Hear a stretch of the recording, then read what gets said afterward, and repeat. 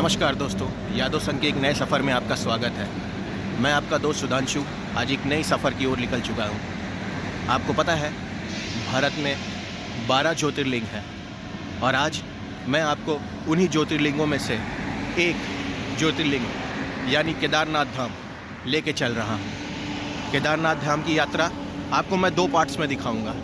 पहले पार्ट में केदारनाथ तक कैसे पहुँचना है, केदारनाथ की यात्रा के लिए क्या क्या ज़रूरी चीज़ें हैं और क्या बजट रहेगा, उसके बारे में बताऊंगा।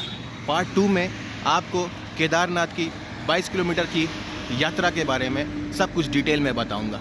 तो चलिए इस ब्लॉग को शुरू करते हैं बाबा केदार के नाम से। जय बाबा केदारनाथ की।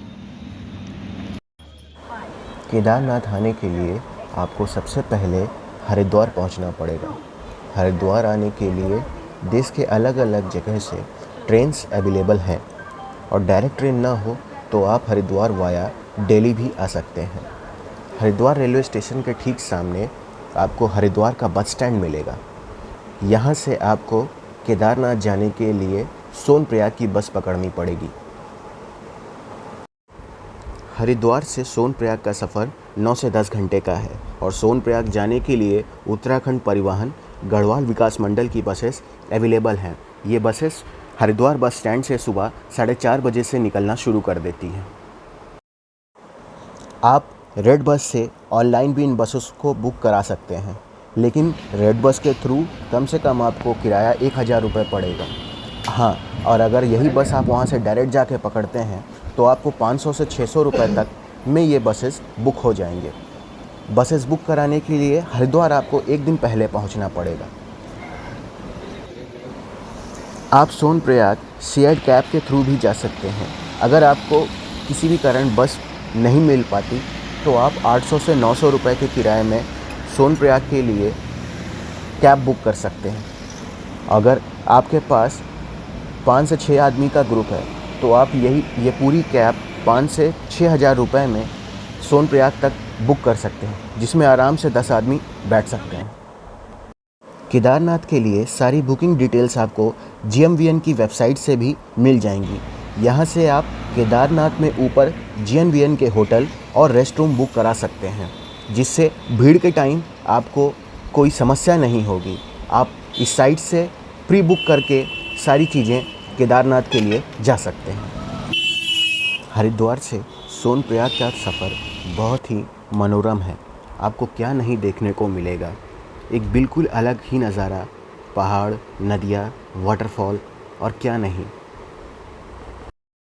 ये लाइमस्टोन के पहाड़ हैं, सफ़ेद सफ़ेद, देखने में ऐसा लग रहा है कि कोई झरना गिर रहा है, लेकिन ये एक्चुअली में लाइमस्टोन है। रास्ते में कई जगह बहुत ही सकरे रास्ते हैं कि बहुत मुश्किल से बसेस निकल पाती हैं। और रास्ते में आपको धारी देवी मंदिर भी पड़ेगा। धारी देवी मंदिर अलकनंदा नदी के बीच में बना हुआ है। ये श्रीनगर और रुद्रप्रयाग के बीच में पड़ता है। आप जब भी केदारनाथ जाएं, यहाँ भी दर्शन जरूर करें।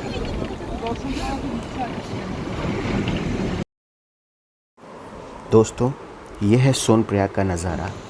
सोनप्रयाग में जहाँ आपको बस उतारेगी, बस स्टैंड से महज 100 मीटर आगे आपको गौरीकुंड जाने के लिए भक्तों की लाइन दिख जाएगी। सोनप्रयाग से आपको गौरीकुंड तक जाना पड़ेगा, जिसके लिए शेयर्ड कैब्स अवेलेबल हैं, जो महज 50 रुपये में आपको गौरीकुंड उतारेगी। और वो कैब जहां आपको गौरीकुंड में उतारेगी, वहीं से आपकी केदारनाथ जाने के लिए पैदल यात्रा शुरू होती है। और अगर आप सोनप्रयाग पहुंचते पहुंचते बहुत लेट हो गए हैं, रात हो गई है, तो आप सबसे अच्छा काम ये करिए कि आप उस रात सोनप्रयाग में ही स्टे कर लीजिए। होटल्स अवेलेबल हैं। सोनप्रयाग से गौरीकुंड पहुंचने में आपको सिर्फ 15 मिनट लगेंगे, इसलिए रात में आप सोनप्रयाग में ही स्टे करिएगा। दोस्तों, केदारनाथ पहुंचने के लिए बजटरी इन्फॉर्मेशन आप स्क्रीन पे भी देख सकते हैं। और इसी के साथ मैं पार्ट 1 को ख़त्म करता हूं। पार्ट 2 में पैदल यात्रा लेके मैं जल्दी आपसे मिलूँगा। नमस्कार।